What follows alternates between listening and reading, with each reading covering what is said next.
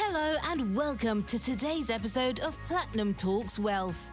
Emmy-nominated journalist Jennifer Rogers Markwell changed gears in her television career when she realized the need to help women make sense of investing. She regularly hosts educational workshops to empower women and others to take charge of their financial future. Now, join your host, Platinum Wealth Management President Jennifer Rogers Markwell, as she leads us into the world of money memories, money infidelities, and how these can mold our relationship with our personal finances as adults. Let's dive into today's episode.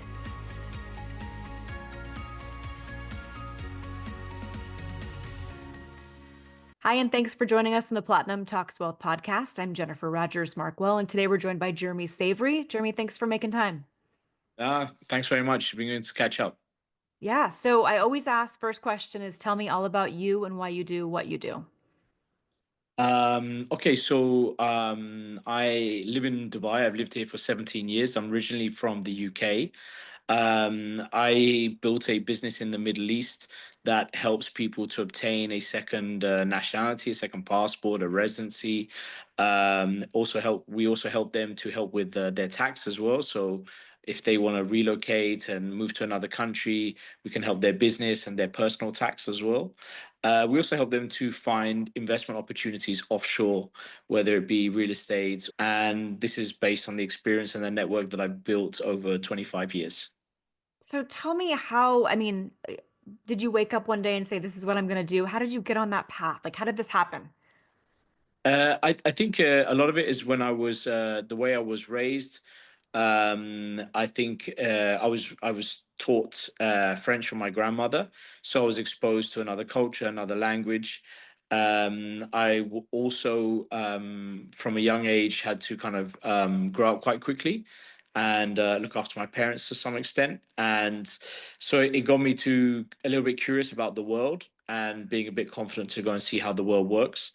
But what happened was I just got curious about traveling and exploring the world, and I took every opportunity I could from the age of 18 to move overseas, travel overseas, and live out overseas. And every time I did it, I just came back with amazing memories, wonderful experiences, and I also managed to make it profitable at the same time. And so each time I did it, I got bolder and bolder until I ended up relocating to the Middle East in 2008. The timing was really bad. The financial crisis happened literally, it actually started, Lehman Brothers crashed the same week I arrived in Dubai. So I'd moved there. I'd never been there before, didn't know anybody. And the same week I arrived, the crisis was literally right behind me. So that was really tough. But what I realized is that I didn't want to go back and I wanted to stay. And I also felt that there were things that I could do in that part of the world. And so I just stuck it out through the tough times. And, as you all know, basically, once you get through the tough times, everything is easy going, right? Generally, that's how it works. Yeah, exactly. So my whole life basically began from there. Like I met my wife, we have our kids, we started our business, we made our investments, and it's been an exciting time. But I've learned a lot of valuable lessons on the way, and I think that's where this new company, which is not my first company, but it's the other ones are still there, they're still operating, but this one I feel is something where I can build a more of a personal community where I can help people to just impart some of the experiences and knowledge. And I think a lot of people impart experience and knowledge. And because we all have something to give, and I don't think there's any downside to that. I think where I have a bit of a unique situation is that I have a network which reaches almost 2,000 people, but that's 2,000 multimillionaires, of which 1,000 I personally know and have met. And that helps people if they ever wanted to expand their business, open their business, seek investment for their business. I know private banks have come to me and just said, that's your circle, that's what you have. I mean, very few people have that. Even private banks to a certain level can't get that. So knowing that you have access to that and how to leverage on this is something that I can offer to people. But I think the main thing is just the lessons you learn from being around such people, because they are ultimately either first, second, or third generational wealth. And it's something that I really want to start sharing with a community of people who understand that really the only opportunities that the best opportunities in life come from getting out of your comfort zone and getting out of your country sometimes too. Yeah, no, that's super interesting. And I find that it's a whole kind of different ballgame with first time millionaires, right? As they're navigating and that entrepreneurial spirit as they're growing to have a network to be able to learn from one another. Because I feel like for me, even, right, I've been in this industry for decades. However, I feel like the more I learn, the more I realize that I don't know. Like I'm learning every single day. And I think being able to kind of share knowledge with one another, that's invaluable. Yeah, I mean, for example, I was at a very high level chain event in Dubai, and the entry ticket was an amount that I just couldn't fathom. But I ended up doing it, and when I went there, I realized that people who pay that amount of money to come to that event are clearly the highest caliber of people within that space. And I ended up, I mean, you just find there's a whole nother world that is out there of successful people, really in their mid 20s sometimes, but extremely successful in their mid 20s, up to like all types of guys, a lot of ex bankers, finance guys.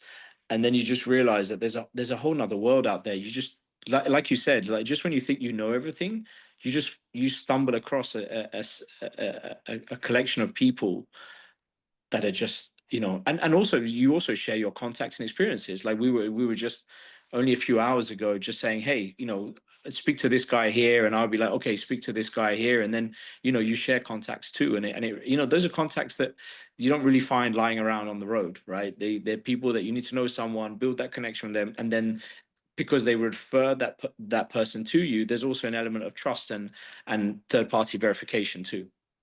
Yeah, no, that's exactly how I've grown my wealth management practice is through referrals and then building those relationships with folks. So I have to ask, because I'm sure everybody listening and or watching is wondering, well, what was the price of that ticket if you're open to sharing? It was pretty high. I mean, I have like I didn't even want to buy it, if I'm honest. It was a miscommunication with my PA, because I was like, I'm not paying this amount of money. But I can tell you it was a five-figure amount dollars to have a ticket, which it just sounds nuts. But when I got there, I mean, look, we'll see if it really converts into any value at all. But that value could be measured on different metrics, right? It could be direct business, indirect business, could be non-financial, or it could be something that could translate in 5 years down the line. It's not immediate. It could be over a period of time. But yeah, Yeah. I've never paid that much to join to go to an event. But what I did realize for the first time is that when you pay that amount of money, the way that it is just, first of all, the caliber of people is extremely high. Not that I haven't been to other events for that caliber, but the format that it was is people felt a lot more relaxed to connect and be very relaxed with people. Whereas usually when you go to conferences, it's like almost like business speed dating type of thing. Whereas this one was, everyone felt they were in a safe space and could feel that you've already built half the trust with that person, because again, whether you agree with it or not, it is a high ticket price to enter. Well, you have skin in the game at that point, right? It's not free Correct. and just open. Like you already have skin in the game before you even walk through the door at that point. Well, yeah, exactly. You're right. Yeah. Yeah. So back to kind of the relationships that you're building. Obviously, since COVID and since kind of the world's changed and evolved so much, I feel like the world's gotten a little bit smaller in essence, right? Like clearly you and I aren't in the same room right now, right? We're worlds apart. But through Zoom, through different entities, like you're able to kind of build, I think, relationships globally more so now, easier than, before. Are you finding that as well in your business as you're building relationships and connecting with people globally? I think yes and no. I think on the one hand, yes. I mean, technology is just reinventing itself so quickly, and I know, for example, certain industries. I think actually, particularly your industry, more than any other, is you would have been all about those coffee meetings and the lunch meetings and the dinner meetings. But your industry, I've noticed that because I've met some of your peers. It didn't really make a lot of sense, because the time that I wouldn't say it wouldn't make sense. There'll always be a part for that, but the fact is that you can just do everything in Zoom, and the level of trust and education is still there. and you put a value on your time. Like there's no going back and forth in a car and running around, and you can just actually almost, and you would be able to, I'd say better than I can, but you probably can do almost the same thing at the same level. I think on the other side of things, I think my industry, maybe it's because I'm in a part of the world that is very old school in the way it does things, is that people still want to have a handshake and they still want to see a physical office. Um, which I think is something that I've noticed that hasn't really changed much. There's a lot of people who probably in the northern hemisphere and the western part of the world, they could be like, we could still have those levels of trust because again, you probably have Trustpilot, Google reviews, maybe an online social media presence. I mean, those things still work on this part of the world as well. But I think in this part of the world, for people who have money, they're typically of an older generation. Firstly, second of all, I think culturally. They want to see bricks and mortar. They want to see touch and feel. They take a lot of visual cues, and sometimes it's also a cultural part of business, which is really shaking hands and some things which I don't know. I don't know. It's just I don't think there's a good and bad about it. But for me personally, I it's also how I like to do business. I'm a little bit like I don't mind doing online presentations and Zooms and webinars and all that. But sometimes if I'm going to put my capital with someone, I'd like to wait until we actually meet face to face. Yeah, no, very valid points on that. And then there's definitely clients that do want to, look you in the eye and make sure that you're a real human being and instead across from you. So for me, for my business, it's both, right? Brick and mortar and or Zoom, depending on what the situation looks like, and or flying out to folks too, if they want an in-person meeting in their city or whatnot. But no, that's interesting. And culturally, yeah, that's a whole different world right there. Yeah, I mean, it's been fascinating, but I've always been curious about other cultures. I mean, I've traveled to probably 95, 100 countries. Sometimes I visit them several times. If it wasn't for, kids, I probably would done a lot more than 100 countries, but it gets expensive when you bring in your crew and your tribe with you. But yeah, I mean, it just happened to be Dubai. It could have been anywhere in the world. I also had an option to be in Hong Kong, and that also, if you again, is another country that saw a significant growth over the last decade and a half. So I think also you need to be in countries that have that type of explosive growth. If you really, I mean, that gives you a real macro ability to grow your net worth and to grow your network. So there's always that argument. But also, when you turn up in foreign countries, you have a value add in that you're exotic, you're different. So people, you automatically stand out. But also, sometimes I've noticed in people at a certain level of society, of extremely private people, don't want people knowing their business and tend to lean in towards people that aren't from their part of the world, and would like to deal with somebody that doesn't know that doesn't talk and doesn't know their neighbors. Um, but ultimately, I've been. It's been an amazing experience to meet people from different cultures, and I also married my wife who's from South America, and I met her in South America. So that wouldn't have happened if I didn't have a friend say, "Well, I'm going to go to Bogota," and I'd be say yes. A lot of people would say you're crazy to go there 15 years ago. I didn't, and it's the best thing that ever happened to me. So you just got to say yes to get on that plane, not look back, because I strongly, strongly believe that there's no downside to visiting a new country, whether it's on a holiday or if you just want to spend a few months there, or if you want to travel the world, or you just want to go and get a job in another country. I mean, if you don't like it, you can always go back. It's not a problem.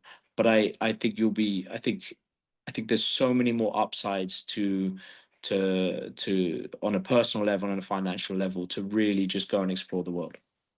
100% agree with you. I think even on the gratitude side of things, right? It makes you appreciate things differently when you see other cultures and other lifestyles and I don't know, I feel like it makes you a better person.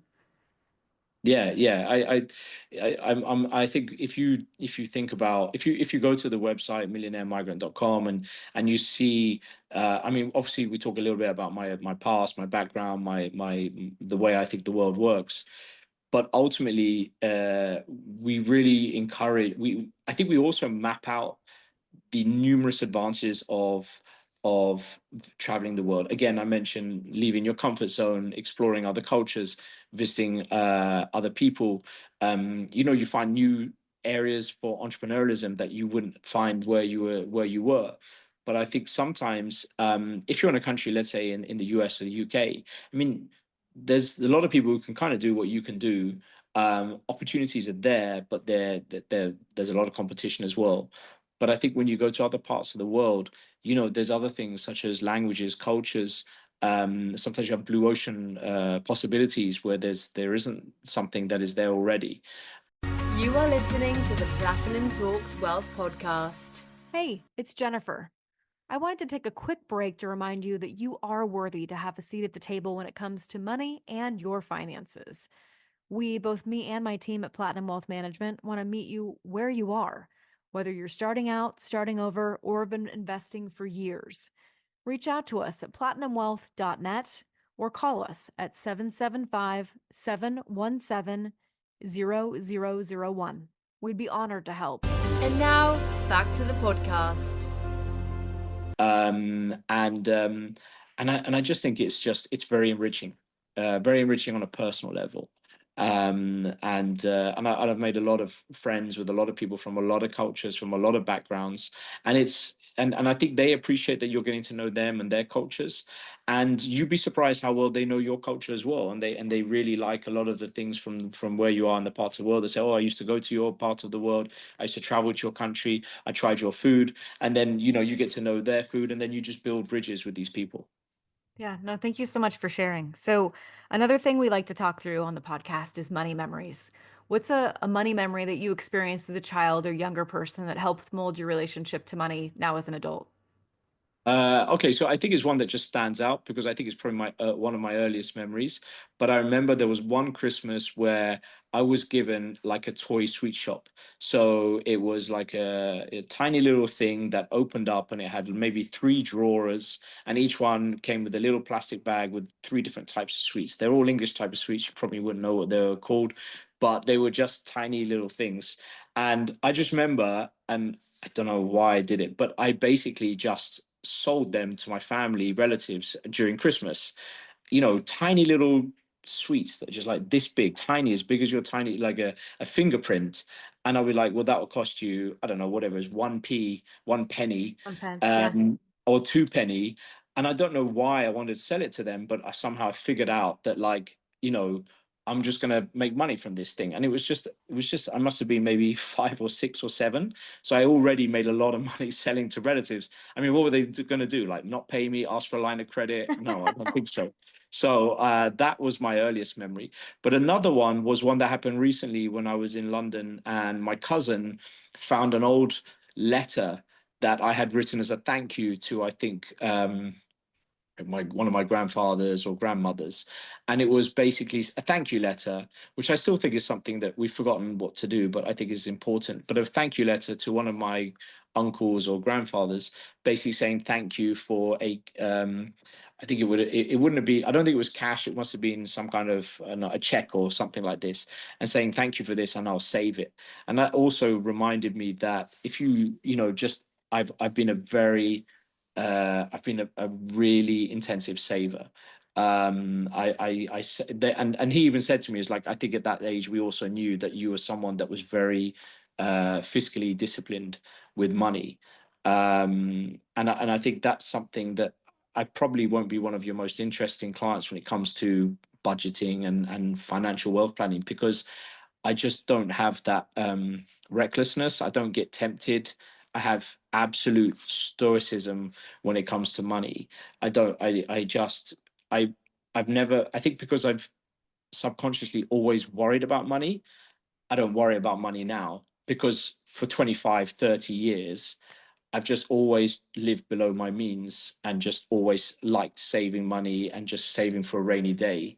And I think you probably tell a lot of your clients this, that if you just did that every day, you'd be surprised how much we ended up with after a period of time. Definitely. I mean, to be disciplined is huge, right? And to take the Yeah. psychology out of it and just get people in that routine is so important. And back to your sweet shop. So I think I had that same exact sweet shop. I grew up in England, actually. Ah, And okay. you said that, and I could You're my like totally competition then. visualize that. And I'm like, oh my gosh, I think I had that too. That's so funny. Oh, And okay. it was like in the 80s, actually.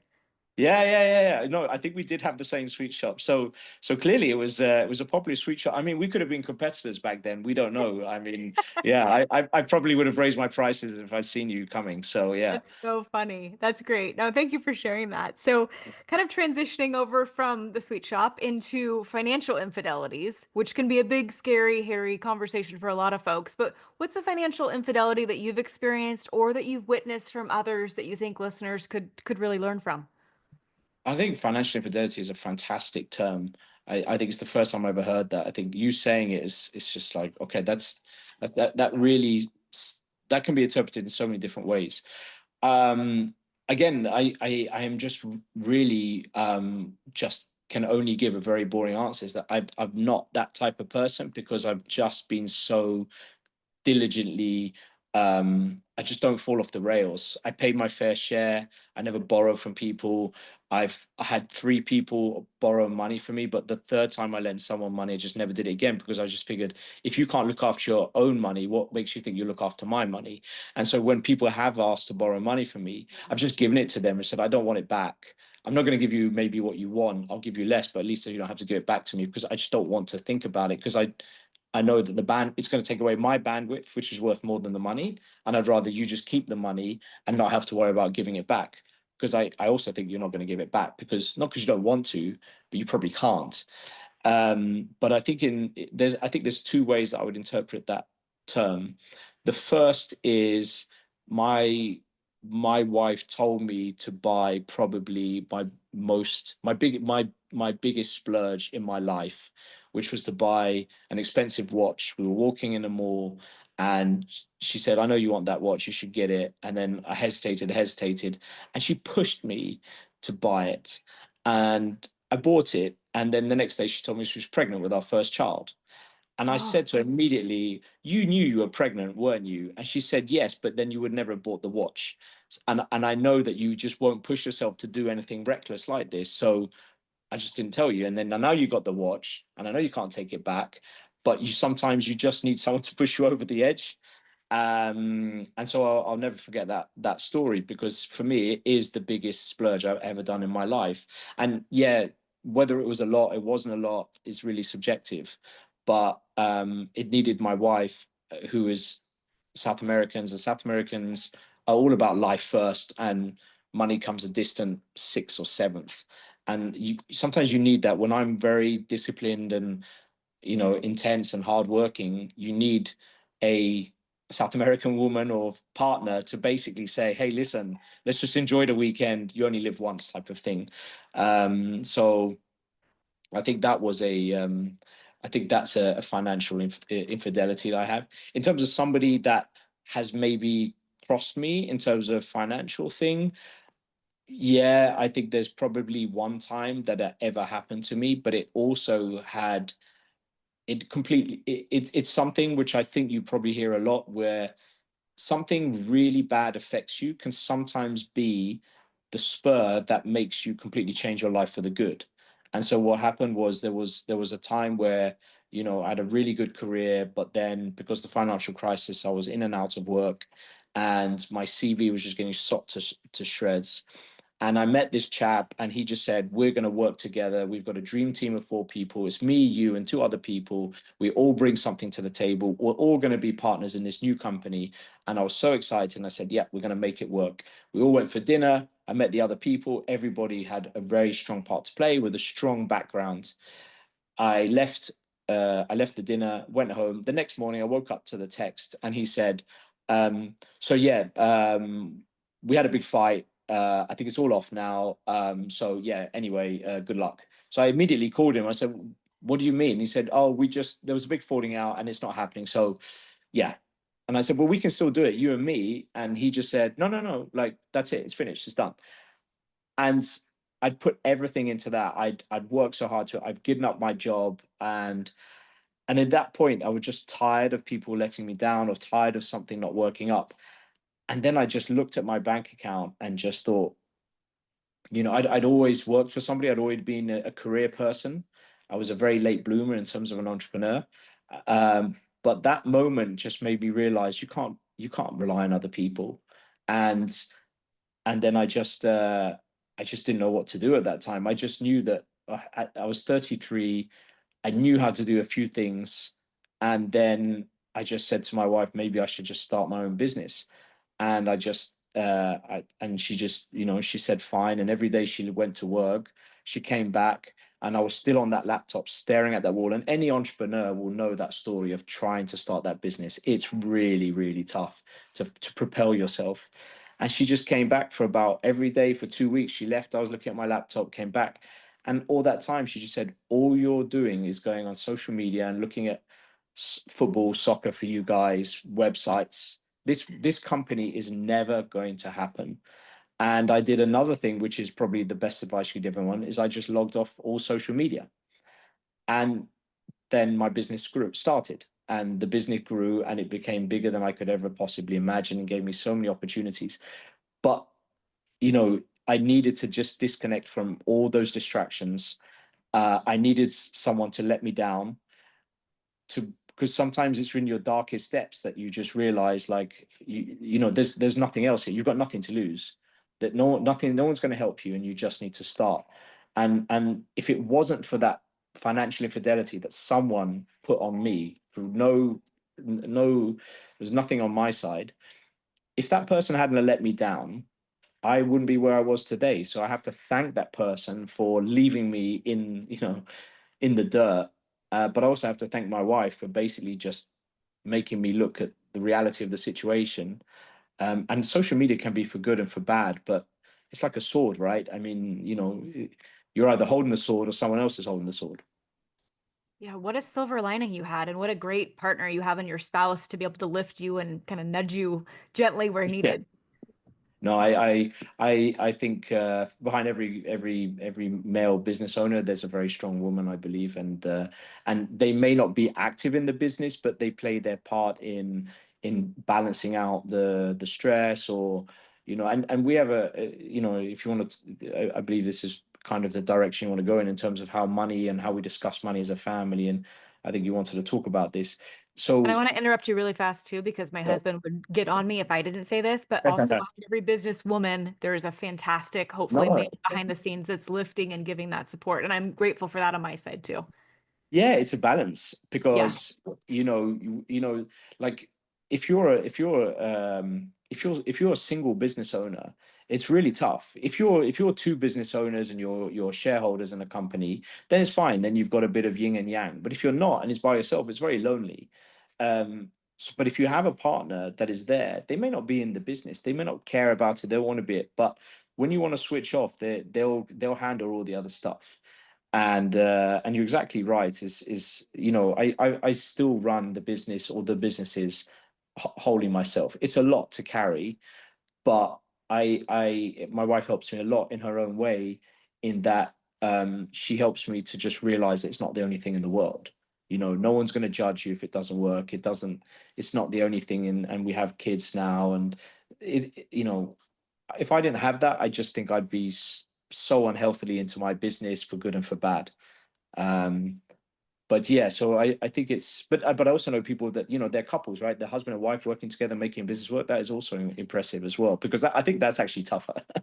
Yeah, then there's no, I feel like the yin and the yang when you're not in the same business, at least from my perspective, is fantastic. Not that I wouldn't love my husband to work with me and work on with my company. However, I think that there's a beautiful balance there where you can kind of turn it off slightly, and you have someone that's like, no, you're going to take a minute and you're going to breathe, and we're going to have dinner, or whatever that is, right? And it makes such a big difference in just your lifestyle overall, I feel. Yeah, it's a weird one. I mean, I really couldn't imagine what it'd be like to be really talking shop, and then also having to realize, oh, we're actually married, and like, we have dogs and kids and whatever. But for us, the amount of business we talk between us is really minimal. But I think she gives me a lot of perspective, and I feel like I'm one of those people that doesn't have perspective. I'm just all in, and I need someone to just tap me on the shoulder and just, you know, lift my head up. That's awesome. That's awesome. Well, that goes right hand in hand into the question of like, what do you do differently in your own household, that's unique with money? I think we just don't talk about it. It's just not part of our life. I think we're comfortable, and we're just not people that uh, it's just not something that's part of our life. We don't talk about it. We don't want our kids to talk about it. I think in places like Dubai, for example, a lot of people can see it. Dubai is not all as you see from the outside. There are also very regular mum and pops, that just live a normal life. It's not all the ostentatiousness that you'll see, although there is that there as well. But I think for us is that we're just very down to earth people. We don't really we live a life that I think is below what we could afford. And I think a lot of that is just because we just don't really see the point in having shiny things, nice things. I think because then we just don't want money to be part of the conversation in the house. We don't want to talk about it in the house. We don't want to talk about it as in sport, these things. But we just never talk about it. We never do bills. We never do budgeting. We just make sure everyone gets paid on time. I handle the major financial decisions. Um, um, but we just don't do budgeting. I've never, it's weird to say, and I listen to podcasts where people are all about budgeting or people were reckless with money, but I've never had to budget and I've never been reckless because I just always had an internal self-discipline to make sure that I would live way below my means. And I mean, like I give you but I also applied that self-discipline from saving to also understanding that entrepreneurship is the opposite side of saving. Like you have to spend that money you're calculating risks all the time. So to separate the two, so coming from a background of pure saving, having employee income, to then becoming an entrepreneur where you have to really take some risks which pay off, sometimes don't pay off. But I would use an example of like I stay in inexpensive hotel rooms, you could say, for relative to the revenue of my business, because I believe that a bed is a bed is a bed. Like, at the end of the day, I mean, maybe you get nicer toiletries, maybe the people in reception are nicer, maybe you get points, maybe you don't get points, but ultimately a bed is a bed. What I do though is I always fly as much as I can for flights over you can say 3 hours, 4 hours, probably 4 hours. I fly always business class. Why? Because my itinerary changes. I don't like queues. I hate queues. If it's one thing you can put a price on, is queues, because I'm truly impatient. But I also know how many clients, how much revenue I've made from people I've met in business class. And so I'll sleep on any bed. I don't care how cheap it is, but the bed is not where I want to spend my money. The business class flights, which are very expensive and even more so these days, is where I want to spend the money, because I'll make money there, which will more than cover the beds and the hotels and even pay for more flights. So I don't know if that's an analogy that kind of makes sense. It's an ROI, right, for you. You're looking at it Basically, as ROI. yeah, it's ROI. Like some of the deals I've got just from talking to a guy in business class, it's just incredible ROI. Like you just couldn't put a figure on it. But for a hotel, I mean, it's a bed, right? I mean, what's the ROI on a bed? Like, there's nothing there. Like, unless you, I don't know if I mean, what, you're going to talk to someone in a hotel bar or reception? I don't know, but I Maybe. don't think so. Yeah, maybe. I think it'd be a bit, yeah, maybe. But I think that's an example of doing it. It's just like spend the money where you need to, and don't spend it where it's just really frivolous. Yeah, yeah, and I think everybody's answer is different to that. You're the first person that shared the business class though, but I agree. I mean, you meet some interesting folks there, and I feel like you're lounged out a little bit more, so conversations are a little bit easier kind of in the business class realm of flying. So, yeah, no, thank you so much for sharing, and thanks for making time today. I totally appreciate it. No, you're welcome. It's really interesting talking with you, and I think you've got a great show going on as well. Thank you. Thank you. And hopefully those of you watching and or listening will join us on our next Platinum Talks Wealth podcast. If you enjoyed today's podcast, Platinum Talks Wealth, please subscribe and share. For more information about Jennifer Rogers Markwell or Platinum Wealth Management, please visit www.platinumwealth.net. Securities and advisory services offered through LPL Financial, a registered investment advisor, member of FINRA and SIPC. The opinions voiced in this podcast are for general information only and are not intended to provide specific advice or recommendations for any individual. To determine which strategies or investments may be suitable for you, consult the appropriate qualified professional prior to making a decision. The guest speakers and their companies are not affiliated with or endorsed by LPL Financial or Platinum Wealth Management.